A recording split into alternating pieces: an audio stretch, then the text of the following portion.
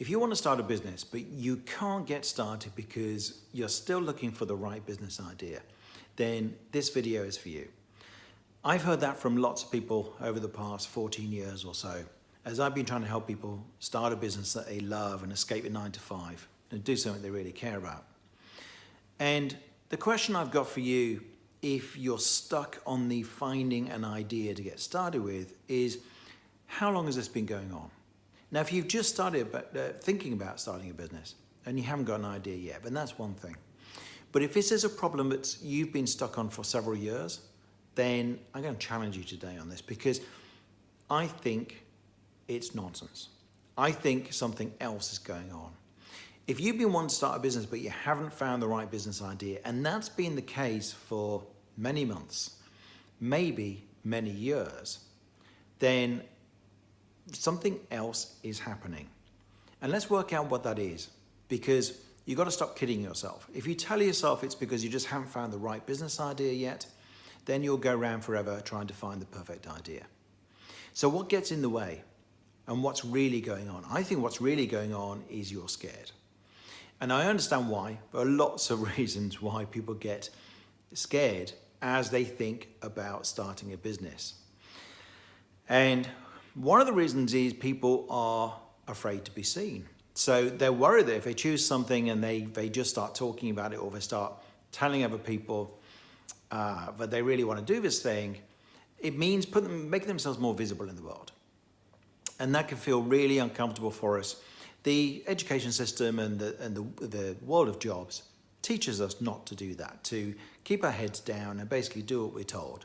That's essentially the product of the education system and standard employment. It doesn't teach you just to stand up and speak about what you're good at and actually own that out in the world.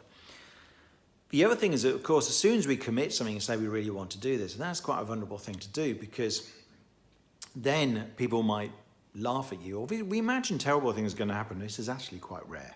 Now, if you have some very negative and critical people around you, then maybe that will happen. If your family is particularly dysfunctional and they like to shoot each other down, don't share it with them. So, just be careful who you share it with. But that is a common thing, being afraid to actually come out and say what you want to do. And the other thing is that, what if I fail? And this is partly the reason why the fear of failure in starting a business that stops you even choosing an idea in the first place often is a product of some mistaken beliefs. So one is that you feel like you have to quit your job, declare you're starting a business, put your house on the line or whatever money you've got, and go out into the world, bank everything on what you're doing. I actually don't recommend that. There's a few times that you have to do that if you're going to start a very complex business, but I'd always recommend that you start something that you start in a way that you don't need very much money, you don't need lots of staff, you don't need premises and so on, and that is usually possible. The other thing is that people get concerned about starting an idea because they'll get stuck in it. So what if this isn't the idea that I really love? What if I create this business and it works, but I'm bored by it after 6 months or a year or whatever it might be? So, the kind of people who love variety, like me actually, I have lots of different ideas. I don't want to be doing one thing for the rest of my life. But there are solutions to that. In fact, I've done a whole video about that topic. And the simplest way is to create a business that you never get bored of. It has lots of variety built in, allows you to indulge every aspect of your personality, which is what I've done, and I've helped numerous others to do.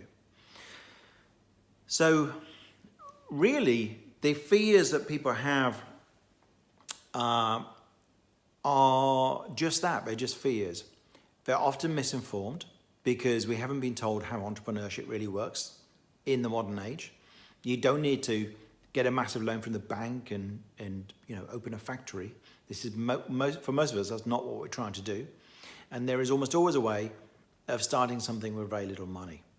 So ultimately, you still think perhaps that you have to make the right choice. Actually, you don't. Because one of the most important things you need to do is you need to learn how to be an entrepreneur. Everyone thinks that their idea is really important. Someone who's not been an entrepreneur yet, not made a living on their own, thinks that what they choose to do is absolutely critical. And of course, long term, if you want to have a thriving business, what you choose to do does matter. However, at the beginning, the more useful thing to do is to learn how to be an entrepreneur. So you could almost choose any business idea and try it out for a while, get it started, learn everything you can about how to sell yourself, how to sell what you're doing, how to describe what you're doing, how to market yourself, how to manage your time, how to fit it in around your job if that's what you're doing.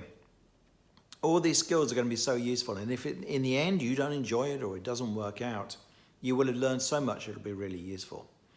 But more likely, an idea can be changed. So you go off in the rough direction where you think, okay, I'm interested in helping people with some area of their lives, or I'm interested in doing, creating an app of some sort, or whatever it might be. Go in that direction, and the market will actually tell you what to do, and you can adjust your direction a little bit like a cruise ship that sets out for another country. And if you find you've gone off course because the wind and the sea currents are taking you somewhere else, you simply correct until you point to the right place. And if it turns out you need to go somewhere else for some reason, then you just change your direction. So everything's fixable.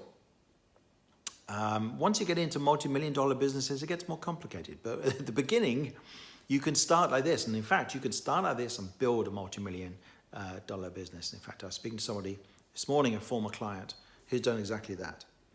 So is your problem really that you don't have an idea, or is it something else? Are you willing to be honest with yourself about what the problem is? And if so, is there a way you can find the strength or get help to do so, to choose an idea that you care about at least investing some time in, and put it out into the world and learn how to be an entrepreneur? I'd love to hear your comments about this. Share it underneath wherever you're watching this video. Email me if you wish, and let me know what you think.